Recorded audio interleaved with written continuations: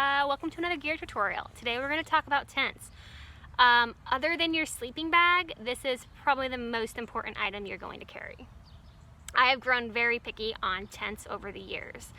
I say that, but I do want to make it known that my very first long distance journey ever on the Appalachian Trail, I carried a $20 one-man tent from Walmart. All right? It needs to be one man. If you are going to go on a long distance journey, you need to cut down on weight, and that comes with a one-man tent. Be weight cognizant with your tent. Go for the one man. Also, if it's really cold outside, your body is having to heat up a tent, right? If you have a 2-man or a 3-person tent and it's just you in it, your body's having to heat up a big tent. A one-man tent is less space that your body's going to heat up. And there is a difference in cold temperatures. Your tent, if you add a rain fly to your tent, okay, if it's cold outside, you add that rain fly, you're going to add 10 degrees inside that tent. So you want to minimize the space that your body is having to heat up. So if you are traveling solo on a journey, you need to be looking at one-man tents. It's going to cut down on weight. It's going to be warmer in cool weather. And honestly, it's just the perfect size. So, yeah, my Appalachian Trail tent was a $20 tent from Walmart, one man. It worked perfectly because the Appalachian Trail is, they have shelters every 10 miles anyways. So I would say sleeping in a tent is not the primary means of shelter. If you were doing the PCT or the CDT and shelters are pretty much non-existent,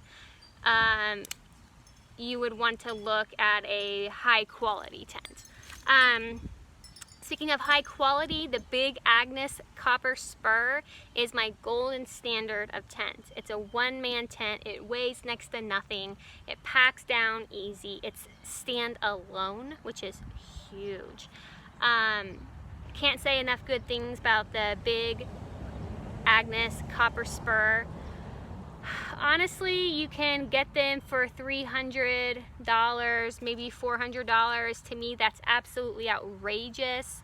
If I were you, I'd be looking for deals. I'd be waiting for sales. You can get the Big Agnes Copper Spur in the $200 area. So, I mean, $400 or high 300s is a little steep for me for a tent. Okay, so I want to talk about standalone. This is big, okay? This is just as big as making sure it's a one-man tent. Standalone means it's stake-free, all right? You don't need to have stakes to pitch your tent perfectly, okay?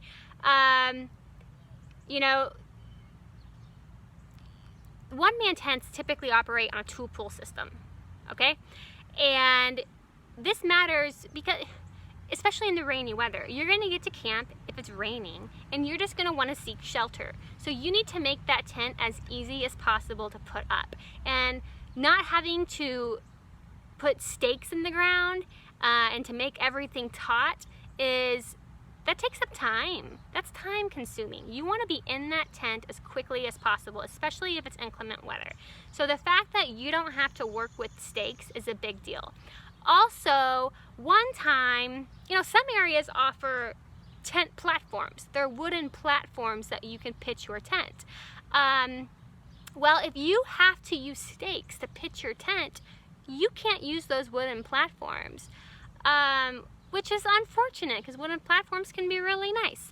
If you're in really rocky terrain, stakes might be really hard to pound down into the ground. It's possible, but I mean, let's just say you are on a rocky, cliffy vista. You're on a boulder. You're on a cliff. And you have stakes. That's going to be really hard to find ground to pound your stakes into. With the standalone tent that operates on a stake-less system, you can pitch your tent anywhere you want.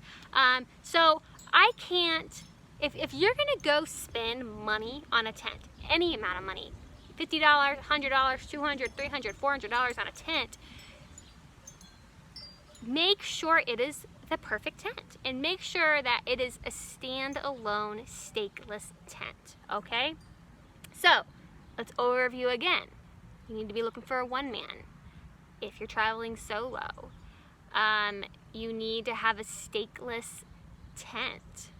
That's huge. Yeah, okay, let's move on.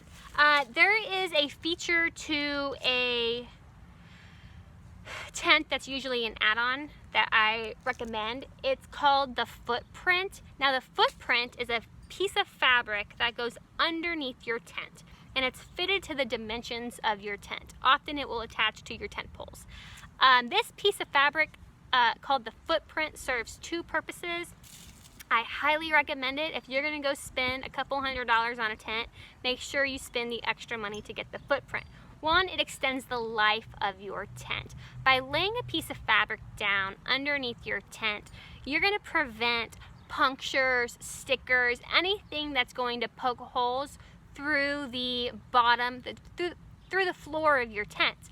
These, ultralight tents these days are ultralight, partly because they use a very thin, lightweight fabric, and they're fragile. You need to be careful with them. So you don't want to poke holes in that lightweight fabric, and a footprint is going to help you out with that. So I would spend the money on a footprint. The second purpose a footprint serves is condensation. So, there are grounds that might not feel wet, but they are, and in the morning that condensation from the ground, that moisture from the ground, will soak through your floor of your tent. Remember, we're talking about lightweight tents here, the thin fabrics. You don't want to wake up in the morning and have a wet floor or a moist floor. You don't want to have wet anything inside the tent. And the footprint acts as a barrier. The footprint is going to minimize any moisture that is from the ground and prevent it from getting to your tent. So there you go with the footprint. It's fitted to your tent. If it comes with the tent, it's going to be fitted to your tent. It prolongs the life of your tent by preventing punctures. And it is a condensation or moisture barrier. Now, if you don't want to spend the money on an expensive footprint, you can make your own. You can go buy Tyvek. Tyvek is the material that you'll see on houses that are being built. It's a white, it's a white material. I don't really know what they're made out of, but you can go make your own footprint out of Tyvek. That's what I did a couple years ago. I just cut it to the dimensions of my tent and used Tyvek, and it worked perfectly fine. It serves the exact same purposes. You'll want to make sure if you do make your own footprint that it is cut to the exact dimension of your tent and it's not bigger. Okay, the whole point of a footprint is to prevent water from getting into your tent. So if your footprint extends the dimensions of your tent and it rains, then you're gonna have water coming off your tent onto your footprint and pooling in between your footprint and your tent, okay? So you wanna make sure that it's cut to the exact same dimensions of your tent if you're gonna make your own. Making your own is a cheaper option. It works just as well. Just make sure you cut it perfectly.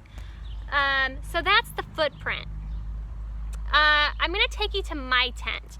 Now, before I take you over there, this is the REI Quarter Dome one-man tent. Is it the perfect tent? Does it meet my golden standard of the Big Agnes copper spur? No, and I'm gonna show you why. Let's go look. Let me turn this around. I cannot turn it around. That's okay. Okay, as we see, this REI Quarter Dome operates on 1.5 poles. All right, you have one long orange pole that keeps the length taut, and then you have half of a silver pole that provides the width. Now, why I don't prefer this This tent was a gift. It was free. You cannot ever, ever pass up a free one-man tent if it's a nice tent. And this is a nice tent. It's just not the perfect tent, okay? The reason why I don't like this tent is that it's not completely stake-free, all right? If I were to remove these stakes here, okay, the end of my tent is not taut, all right? Which is fine. I've slept in it just like this with no stakes, but is it perfect? Is it perfectly taut? No. If I want it perfectly taut, I need to stake in my toes or the foot of my tent, okay? If I want it perfectly taut. Well, I don't like stake tents, right? This is one added step that if it's raining, I'm gonna have to do before I get into my tent. Also, it is one extra item I have to carry, all right? Now I have to carry 2, maybe 3 or 4 stakes as opposed to 1, okay? If you get a stakeless tent, you're still gonna have a rain fly. That rain fly is gonna have a vestibule. That vestibule is gonna require stake to extend it. Here's the footprint underneath, okay? So as you see, it has grommets that attach to the tent, right? So it keeps it taut. So that's the footprint. So this REI quarter dome one man is a 1.5 pole design, all right? They did 1.5 poles to cut down on weight. I think that's clever. I like that feature. I don't like how this tent requires stakes to make it perfectly taut. I don't like that at all. If you were to pitch the rain fly on this thing, it's super simple. It takes 1 minute. Once again, you'll just need 1 stake to pull out that vestibule. And you'll want that vestibule because, especially if it's in like a damp or a wet condition, because you can store your gear under there and keep it dry.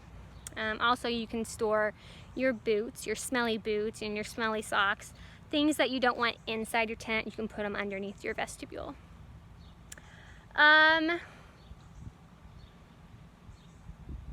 Okay, this is something I want to talk about here.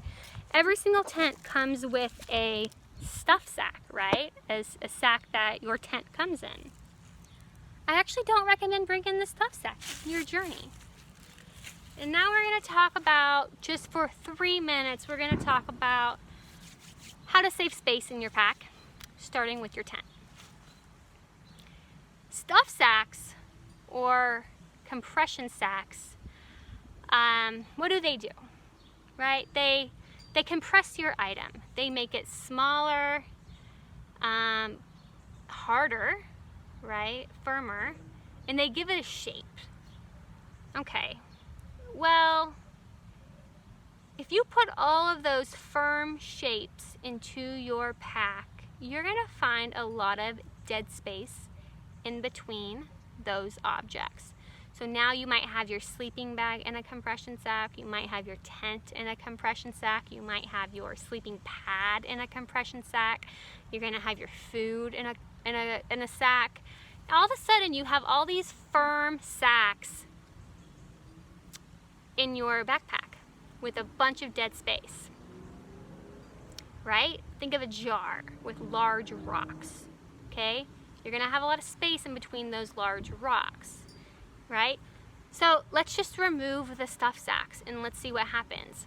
Remove all the stuff sacks, remove them from your sleeping bag, remove them from your tent, remove them from your sleeping pad, all right? Stuff down the sleeping bag, fill in all those gaps in your pack. Stuff down the tent on top of it, filling in all those gaps in your pack.